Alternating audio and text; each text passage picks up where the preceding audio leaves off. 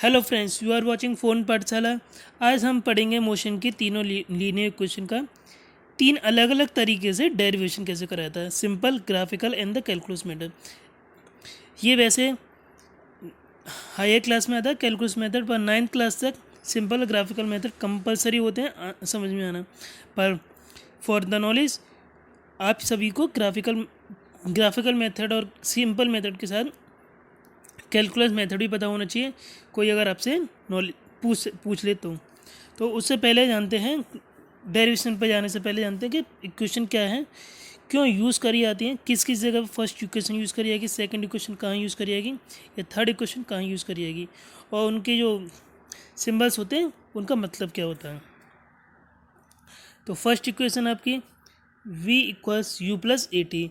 ये इक्वेशन, इस इक्वेशन के अंदर आपकी वेलोसिटी और टाइम के रिलेशन दे रखा है। ये क्वेश्चन जब यूज़ करे जाते जब आपके किसी न्यूमेरिकल के अंदर टाइम और वेलोसिटी का, केवल टाइम और वेलोसिटी के वेरिएबल दे रखे होते हैं, तब ये क्वेश्चन यूज़ करते हैं जिसमें पोजीशन का कोई रिलेशन में, डिस्प्लेसमेंट की कोई वैल्यू नहीं दे रखी होती है। सेकंड इक्वेशन होती है आपकी S equals U plus half A T square. Both are same equation, ये वाली और ये दोनों सेम इक्वेशन है। सेकंड इक्वेशन यूज़ करते हैं आपकी जहाँ पे डिस्प्लेसमेंट और टाइम दोनों दे रखे होते हैं, और बेसिकली कभी कभी इनिशियल वेलोसिटी दे रखी होती है, वरना इनिशियल वेलोसिटी मैक्सिमम केस में 0 होती है, तो आप इजी निकाल सकते हैं। थर्ड इक्वेशन होती है V square equals to U square plus 2s। इस इक्वेशन के अंदर रिलेशन जो होता है वेलोसिटी और पोजीशन का होता है, ये डिस्प्लेसमेंट का होता है। ये इक्वेशन कभी केवल जब यूज़ करी जाती है जब इक्वेशन के अंदर टाइम नहीं दे रखा होता है, तो हम इजीली इसको निकाल सकते हैं। अब ये होते क्या गए, u हमारा होता है इनिशियल वेलोसिटी, जैसे हम देख सकते हैं, v final velocity, a is acceleration, t is time and d is s is displacement. Actually many times बच्चों को कन्फ्यूज़न होता है डिस्प्लेसमेंट एंड डिस्टेंस क्या है। डिस्टेंस एक पाथ जो कवर करा हुआ है, केवल वो डिस्टेंस होता है। जैसे कि मान लो अगर एक गाड़ी ए पॉइंट से बी पॉइंट तक चली और उस ए से बी तक चली, उसके बाद में वो बी से सी तक चली, तो उसने अगर मान लीजिए 5 किलोमीटर ए से बी तक चला, तो ये उसका डिस्टेंस है। और फिर 5 किलोमीटर बी से सी तक चली, तो ये उसका टोटल अगर काउंट करा जाए तो टोटल डिस्टेंस जो होगा वो इसका डिस्प्लेसमेंट होगा, shortest path between A and initial point and final point, that is displacement. तो आगे बढ़ते हैं, तो डेफिनेशन देखते हैं वेलोसिटी क्या होती है। अब एक्चुअल वेलोसिटी और स्पीड दोनों एक चीज़ होती हैं, ज़्यादा डिफरेंस नहीं होता, दोनों में सिमिलर होती हैं। देख सकते हैं the rate of motion means changing of motion. Rate means होता है टाइम की रेस्पेक्ट में करा जाता है, रेट मीन्स होता है टाइम की रेस्पेक्ट में डिवीजन कर, इसका डेरिवेटिव करा जाता है। Motion means motion. बस वेलोसिटी के अंदर क्या होता है, डिस्प्लेसमेंट को काउंट करा जाता है। वेलोसिटी के अंदर डिस्प्लेसमेंट काउंट करा जाता है, और स्पीड के अंदर हमारा डिस्टेंस देखा जाता है। और what is displacement, distance in a particular direction that is given here,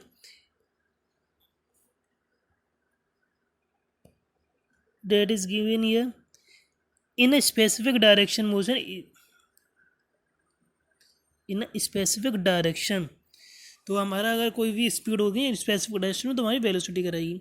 velocity is distance upon time, ऐसे बता दिया। एवरेज वेलोसिटी, अब सम टाइम बच्चे फॉर्मूला याद करने में भूल जाते हैं, मीन्स याद करते रहते हैं, पर इस फॉर्मूले को याद नहीं करना। एवरेज का मीन्स होता है इनिशियल प्लस फाइनल, या मीन्स कोई भी दो वेलोसिटी है, मीन्स एवरेज का मतलब होता है total quantity upon number of divided by number of quantity. तो हमारे पास क्या है, दो वेलोसिटी है, इनिशियल और फाइनल वेलोसिटी, क्वांटिटी कितनी है 2, तो हमारा फॉर्मूला क्या बन जाएगा, v plus you upon 2, because दो क्वांटिटी थी। ओके, अब नेक्स्ट आते हैं एसेलरेशन पर। The rate of change of velocity is term acceleration. जो वेलोसिटी चेंज हो रही है मीन्स कोई पहले गाड़ी अगर मान लीजिए कोई व्हीकल है उसकी वेलोसिटी इनिशियल 20 किलोमीटर थी, आफ्टर 1 आवर उसने अटेंड कर ली 30 किलोमीटर, तो उसकी स्पीड होगी, उसकी जो एसेलरेशन काउंट कराएगा a equals v minus you upon t. ये उसका एसेलरेशन मीन्स जो फाइनल वेलोसिटी थी, तो मान लीजिए 30 थी, 30 माइनस 10/1, तो उसका है 20 km/h उसके एसेलेशन। जो ऐसा ही यूनिट होती है हमारी मीटर/सेकंड होती है। और एसेलेशन दो तरह के होते हैं, यूनिफॉर्म एसेलेशन और नॉन यूनिफॉर्म एसेलेशन। मान लीजिए कोई व्हीकल, यूनिफॉर्म एसेलेशन होता क्या है, अगर कोई व्हीकल है या कोई भी ऑब्जेक्ट है, अगर वो equal velocity in equal interval of time में कवर करता है तो यूनिफॉर्म, और अगर unequal velocity in equal interval of time cover करता है तो नॉन यूनिफॉर्म। मीन्स अगर वो मान लीजिए एक व्हीकल है, ए पॉइंट से बी पॉइंट में जाने के लिए फर्स्ट आवर में 20 kilometre, second hour 30 kilometre, third hour में 40 किलोमीटर, ऐसे ही वन इंटरवल के आवर के टाइम में 10 किलोमीटर की स्पीड से इंक्रीमेंट करता है, तो आपका यूनिफॉर्म। नॉन यूनिफॉर्म में फर्स्ट आवर में 20 किलोमीटर था, थर्ड आवर में 60 किलोमीटर, फोर्थ आवर में ओनली 20 किलोमीटर, तो नॉन यूनिफॉर्म कंडीशन में काउंट करा जाता है। ओके, तो अब आते हैं हमारा इक्वेशन ऑफ मोशन क्या थी। ये हमारा तीनों इक्वेशन जैसे कि हम ऑलरेडी डिस्कस कर चुके हैं, वेलोसिटी रिलेशन देते हैं। अब इनका डेरिवेशन शुरू करते हैं। तो हम सबसे पहले ग्राफिकल करेंगे। ग्राफिकल का मतलब इसलिए यूज़ करते हैं क्योंकि पिक्टोरियल इमेज हमारे दिमाग में जल्दी स्टोर होती हैं। तो पहले हम ग्राफिकल करेंगे, उसके बाद सिंपल, और उसके बाद कैलकुलस मेथड, जो कि बेसिकली 11th के लिए होता है या कॉम्पिटिटिव एग्जाम में हमारा सब्जेक्टिव पेपर में आता है। तो अगर 9th के बच्चे हैं तो कर सकते हैं नॉलेज के लिए, अगर नहीं करना चाहते तो स्किप कर सकते हैं लास्ट में। पर अभी आपका ग्राफिकल इक्वेशन जो मैक्सिमम बच्चे दिक्कत करते हैं, रटते हैं, याद नहीं करते, रटते हैं, तो उसको समझ लेते हैं। पहली फर्स्ट इक्वेशन, तो इसमें क्या होता है, देखिए एक कोई ग्राफ कंसीडर कर लीजिए, v और ग्राफ कर लीजिए कि एक एक्स एक्सिस होता है ग्राफ के अंदर, एक वाई एक्सिस होता है। कोई भी जब भी ग्राफ होगा उसके अंदर एक वाई एक्सिस होगा, एक एक्स एक्सिस होगा। एक्स एक्सिस पे हमेशा टाइम कंसीडर कराएगा, जो कि इंडिपेंडेंट वेरिएबल होता है, जो किसी पर डिपेंडेंट नहीं करता। वाई एक्सिस के ऊपर हमारा हमेशा वेलोसिटी करता है, वो डिपेंडेंट वेरिएबल होता है। तो हमेशा ग्राफ एक्स और वाई और एक्स के बीच में कंसीडर करा जाता है। एक्स और वाई, एक्स पे हमेशा टाइम रखा जाता है जो इंडिपेंडेंट होता है, और वाई पे डिपेंडेंट क्वांटिटी। तो हम यहाँ पे देख सकते हैं कि कोई व्हीकल था जिसने अटेंड करी हमारी वेलोसिटी यू, तो initial velocity U, after some time वो बी पर पहुँच गया और उसकी वेलोसिटी उसने अटेंड कर ली वी। तो इस ग्राफ के अंदर हम हमारा फर्स्ट इक्वेशन सॉल्व करेंगे। अब एसिलेशन होता है हमको जैसे पहले याद है, change in velocity upon time taken. तो जैसे कि हम देख सकते हैं नाउ हम देखते हैं कि a is b upon d means change in velocity upon time. तो हमारा वेलोसिटी कितना था, हमारा एक्चुअल वेलोसिटी कितना है, final velocity means final velocity V. तो फाइनल वेलोसिटी हमारा इतना है, इनिशियल वेलोसिटी यू है, तो बी ए, तो हम इसको लिख सकते हैं b a minus d o upon o e. तो जैसे कि ओ दे गई, ये एक्चुअली गलत है, इसको लीव करिए, इसको हमने करिए मत। तो या तो बी ए को हम सी डी लिख सकते हैं, बी ए को c d minus d o upon o e. तो जैसे हम सॉल्व करते हैं तो वैल्यू पुट करते हैं, इनकी वैल्यू पुट करते ही हमारा आ जाता है v minus you upon T, और रीअरेंज करने पर हमारी इक्वेशन की वैल्यू आ जाती है v इक्वल्स यू प्लस ए टी।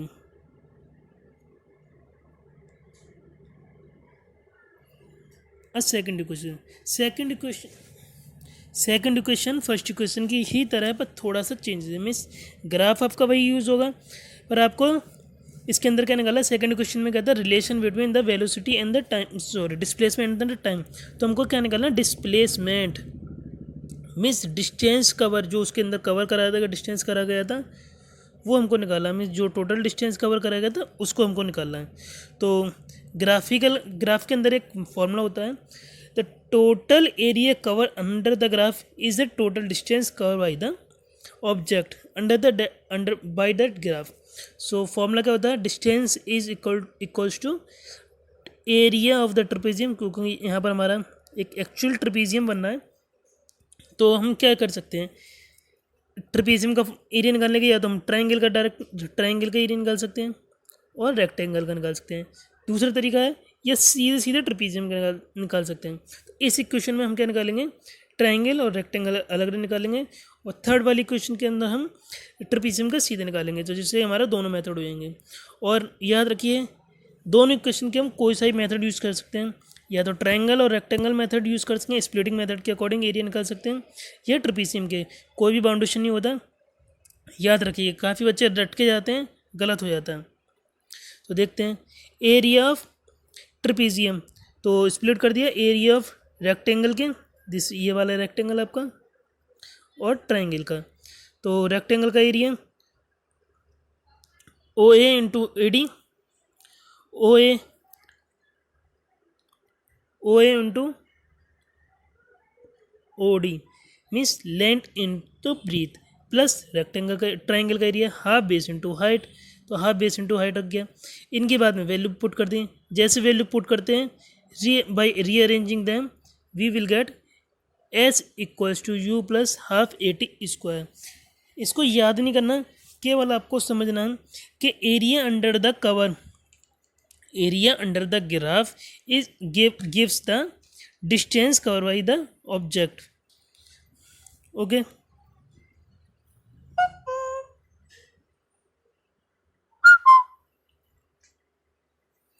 अब ये हमारा आता है थर्ड इक्वेशन। मैंने पहले बोला था कि थर्ड इक्वेशन भी सेम होती है, क्योंकि उसके अंदर ही वेलोसिटी और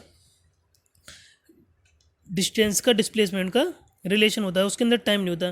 तो इस वाली क्वेश्चन में एक्चुअली क्या होता है, हमें फर्स्ट इक्वेशन का यूज़ करके टाइम की जो एक्चुअल वैल्यू है वो रिप्लेस कर देनी है, और हमको ये मिल जाता है। मीन्स सेकंड इक्वेशन के अंदर ही, सेकंड इक्वेशन मीन्स एरिया निकाला हमको, एस निकाला, एरिया ऑफ ट्रेपेजियम, तो इसके अंदर हमने क्या निकाला, एरिया ऑफ ट्रेपेजियम डायरेक्ट निकालने की कोशिश करी, तो डायरेक्ट वैल्यू पुट करी।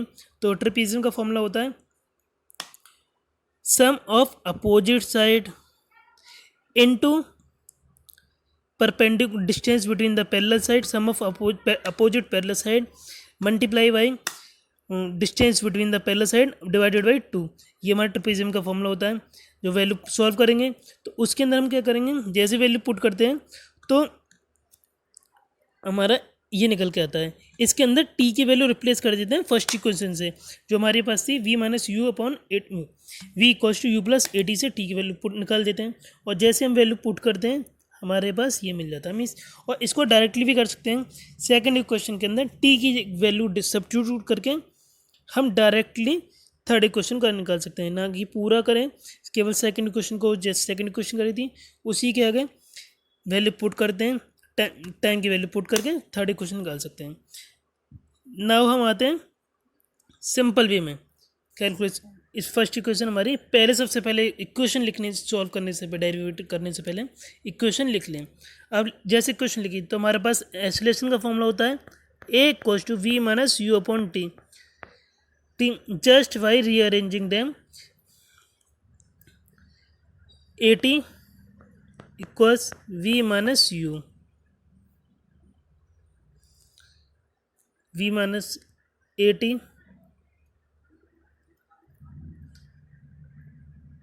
equals v minus u। तो हम दोबारा इसको u को साइड ले लेंगे, v इक्वल्स u प्लस ए टी, ये हमारा फर्स्ट इक्वेशन का डेरिवेशन हो गया। सेकंड इक्वेशन, जब भी इक्वेशन सॉल्व करते हैं उससे जस्ट पहले उस इक्वेशन को ध्यान से लिख लें, क्योंकि काफ़ी दिक्कत होती है कि हमें निकालना क्या है ये भूल जाते हैं। तो सबसे पहले इक्वेशन लिख लेते हैं। अब सेकंड इक्वेशन को सॉल्व करने से पहले हमें ये रखना है कि हमें निकालना क्या है। तो फर्स्ट इक्वेशन का हमने सीधे एसोलेशन था तो एसोलेशन निकाल लिया। सेकंड इक्वेशन के अंदर हमें याद रखना है कि हमको एस निकालना है। एस का मीन्स डिस्प्लेसमेंट। तो हमें वेलोसिटी का फॉर्मूला क्या होता है, velocity equals displacement upon time. तो रीअरेंज करते हैं इसको। तो जैसे कि हम देखते हैं डिस्प्लेसमेंट इक्वल्स एवरेज वेलोसिटी, क्योंकि दो वेलोसिटी थी, इनटू टाइम हो गया, पर हमारे पास एवरेज वेलोसिटी है नहीं। तो एवरेज वेलोसिटी निकालने के लिए फॉर्मूला होता है इनिशियल वेलोसिटी अपॉन 2। इस तरीके से हम एवरेज वेलोसिटी निकाल सकते हैं। जैसे एवरेज वेलोसिटी निकालते हैं, पुट करते हैं। पुट करने के बाद में टी की वैल्यू जो है हम फर्स्ट इक्वेशन से इसमें रिप्लेस, वी की वैल्यू ये दिख रहा है हमें ऊपर भी दिख रहा था हमारा, इसके अंदर वी की वैल्यू नहीं है, तो वी की वैल्यू फर्स्ट इक्वेशन से इसके अंदर रिप्लेस करते हैं। जैसे रिप्लेस करते हैं हमारा इक्वेशन हमारे पास आ जाती है। बस इसमें ये ध्यान रखना है कि हमारा निकालना क्या था, डिस्प्लेसमेंट का फॉर्मूला होता है average velocity into time. Average velocity का फॉर्मूला होता है initial velocity plus final velocity upon 2, और उसके बाद में केवल वैल्यू सब्स्टिट्यूट करते जाना और इक्वेशन सॉल्व हो जाएगी। अब आते हैं थर्ड इक्वेशन पे। थर्ड इक्वेशन होती है सेम, पहले इक्वेशन लिख लेते हैं, v equals you square plus 2as। It is simple only by replacing, जैसे हमारा ग्राफिकल मेथड में बहुत सिंपल होती है, जो सेकंड इक्वेशन के अंदर टाइम की वैल्यू को रिप्लेस कर दें। टाइम की वैल्यू टाइम का वैल्यू कहाँ से मिलेगी, फर्स्ट इक्वेशन से। जैसे कि हमारा सेकंड फॉर्मूला था, सेकंड इक्वेशन थी, उसके अंदर टी की वैल्यू रिप्लेस करी v minus you upon A, first equation से मिल गई। जैसे हम वैल्यू सब्स्टिट्यूट करते हैं, और काफ़ी ध्यान से करना है, काफ़ी टाइम्स प्लस माइनस में गलती हो जाती है, तो ध्यान से करते हुए जाना है। तो काफ़ी बुक्स में आपको ये इक्वेशन मिलती है, काफ़ी इक्वेशन में ये, तो वैसे दोनों इक्वेशन सही हैं, बस फाइनल वाली ज़्यादा सही मानी जाती है, V square equals to U square plus 2as। Okay friend, ये दोनों मेथड सॉल्व हो चुके हैं, मीन्स डेरिवेशन इन दो मेथड से। अगर आपको कुछ कन्फ्यूजन है तो दोबारा आप रिपीट देख सकते हैं। अब आते हैं हम calculus method, means integration method पर। अब इंटीग्रेशन मीन्स क्या होता है, किसी चीज़ को पार्ट्स में डिवाइड करना। मीन्स अगर कोई प्रोसेस चल रही है तो हमको उसका पीसेस में डिवाइड करना और केवल छोटे इंस्टेंट के लिए इसको देखना है। तो अगर किसी चीज़ को देखना तो मीन्स टाइम की बेसिस में काटेंगे, मीन्स उसको छोटे डेरिवेट के में से होता है छोटा पॉइंट के लिए देखना। तो जैसे हमारा फॉर्मूला में कोई आता है acceleration equals D we upon D T. Formula हमारा था change in velocity upon time, तो चेंज को शो करने के लिए हम डी का यूज़ करते हैं, और change in time means D का यूज़ करा। रीअरेंज करते हैं इसको, जैसे हम रीअरेंज करते हैं तो हमारा फॉर्मूला बनता है, हमारे पास आता है a equals v a d t equals v d v, means changing velocity. अब इंटीग्रेटिंग बोथ साइड, अब देखिए इधर टाइम का हमने करा, मीन्स टाइम के लिए करा है, इधर वेलोसिटी के। तो जब भी इंटीग्रेशन करा है तो कोई ना कोई लिमिट रखी जाती है, मीन्स टाइम कभी ना कभी स्टार्ट हुआ हो तो मीन्स हम टाइम को जीरो से काउंट करते हैं, और वेलोसिटी होगी वो बाइक की होगी या बाइक के कोई मूविंग होगा ऑब्जेक्ट, उसको कंसिडर करा जाता है पहले उसकी इनिशियल वेलोसिटी कुछ ना कुछ है। अगर हम उसको जीरो रखते हैं तो यू की जगह जीरो आ जाता है, तो हम उसकी जगह यू रखते हैं इसकी डेरिवेशन के लिए। तो हम डेरिवेशन करते हैं, इंटीग्रेशन करते हैं, इसको इंटीग्रेट करा जीरो। तो जैसे हम ए इंटीग्रेशन के अंदर जो कांस्टेंट होता है, जिस मीन्स जिसकी वैल्यू चेंज नहीं होती, उसको पहले ले लेते हैं, मीन्स उसको अलग रख देते हैं, उससे कोई मतलब नहीं। टी का इंटीग्रेशन करते हैं, जैसे हम टी का इंटीग्रेशन करा तो टी अकेला है, उसके पहले से कोई और टी नहीं है, तो टी का इंटीग्रेशन करने से मीन्स आ जाता है हमारा सिंपल एक टी निकल के आता है, क्योंकि ज़ीरो है तो एक्चुअल में निकल के आता था वो टी माइनस टी। तो एक दूसरे वाले पहले इनिशियल टी की वैल्यू ज़ीरो है तो हमारा निकल गया 80। ओके फ्रेंड्स, अब सेकंड टाइम में आ जाते हैं। सेकंड में हमारे पास कॉन्स्टेंट कुछ नहीं है तो सिंपल आ गया। अब वी, तो ये निकल के आया था हमारे पास वी माइनस यू, तो हमारा ये आ गया। तो हमारा फाइनल निकल के आया रीअरेंज करके वी इक्वल्स यू प्लस ए टी। अब आते हैं हम सेकंड इक्वेशन पे। सेकंड इक्वेशन, जैसे हमको पता है वेलोसिटी के क्या फॉर्मूला होता है, change in displacement upon time. हमने पहले ही बोला था rate of change of displacement upon rate unit time या रेट टाइम। तो चेंज को शो करने के लिए डी हाथ का है, रीअरेंज करते हैं। रीअरेंज करने पर हमारी वैल्यू आती है ये। तो अब क्या है हमारे पास, from first equation second equation हमें पता है क्या होती है, s equals to you plus A t. ये हमारी सेकंड इक्वेशन होती है। मीन्स हमको पता है वी की वैल्यू नहीं है हमारे पास, तो वी की वैल्यू नहीं है तो वी की वैल्यू रिप्लेस कर देते हैं फर्स्ट इक्वेशन से। वी की वैल्यू का होता है यू प्लस ए टी, तो वी की वैल्यू पुट कर दी। जैसे वी की वैल्यू पुट करते हैं और उसके बाद में इंटीग्रेशन बोथ साइड करते हैं, सेम पहले की तरह। लिमिट क्या होगी, टाइम के लिए टाइम जीरो से कंसिडर करा जाता है, जीरो टू टी, और डिस्टेंस की भी, क्योंकि ऑब्जेक्ट कहीं से कंसिडर करा जाएगा जीरो से, तो ऑब्जेक्ट का डिस्प्लेसमेंट भी जीरो से एस की कंसिडर में करा जाता है। अब डी टी और यू का, यू डी टी मीन्स ऐसे ही तो हो गया हमारा यू डी टी। जब इसको इंटीग्रेट करेंगे तो सेम पहले की तरह यू हमारा कांस्टेंट था उसको बाहर आ गया, और टी हमारा उसके साथ में आ गया, क्योंकि इनिशियल टी जीरो है। उसके बाद में इस कंडीशन में क्या आया था हमारा, ए तो कांस्टेंट है, जैसे हम इसको अगर लिखते हैं तो ए डी टी आएगा। ए तो कांस्टेंट होगा, टी का इंटीग्रेशन करते हैं। टी का इंटीग्रेशन मीन्स क्या होता है, टी का जब इंटीग्रेशन करेंगे तो वो आएगा हमारा टी स्क्वायर अपॉन टू, और ए हमारा कांस्टेंट था तो हमारी वैल्यू आ गई ए टी स्क्वायर अपॉन टू। अब इस राइट साइड में आते हैं, integration of S, simple S है, एक जीरो है तो जीरो खत्म, एस का इंटीग्रेशन एस आ गया। रीअरेंज करते हैं, S equals to U T plus half A T square. ये हमारी सेकेंड इक्वेशन होगी।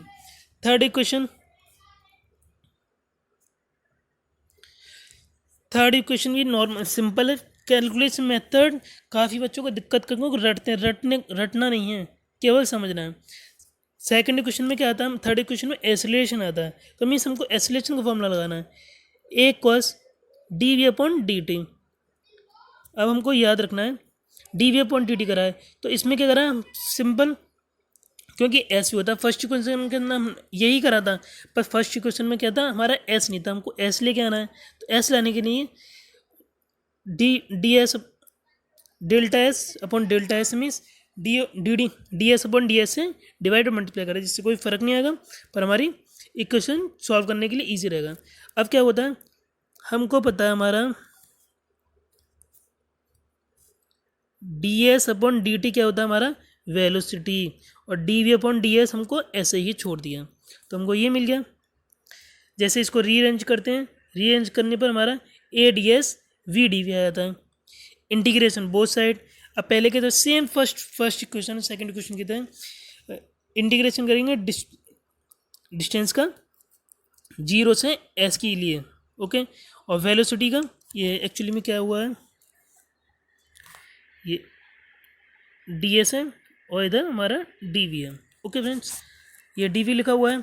जैसे इंटीग्रेशन करते हैं सेम पहले की तरह, ए था कांस्टेंट बाहर आ गया, एस जीरो से एस के लिए करा तो एस सीधे सीधे आ गया एस हमारा, वी के लिए करा। अब हमारे पास क्या है, वी दे रखा, वी का इंटीग्रेशन वी के फॉर्म में कर रखा है, तो मीन्स पहले हमारा क्या था, वी स्क्वायर, जैसे हमने करा था टी स्क्वायर डी टी करा था हमने, तो उसका आता है टी स्क्वायर अपॉन टू। तो सेम सिमिलर इसके अंदर आता है वी स्क्वायर अपॉन टू आता है, पर हमारे पास क्या है, इनिशियल भी है फाइनल भी है, तो हमारा क्या आएगा, v square minus u square upon two आ जाता है। जैसे ही सॉल्व इसको करेंगे तो हमारा फाइनल आ जाता है V square equals to U square plus two S. Thank you friends, ये आपकी इक्वेशन सॉल्व हो चुकी है। हम लास्ट वही कह रहे हैं, इक्वेशन रटिए मत, केवल समझने की कोशिश करिए। इक्वेशन काफ़ी सॉल्व ईजी होती हैं, डेरिवेशन काफ़ी ईजी होता है। Friends please subscribe and like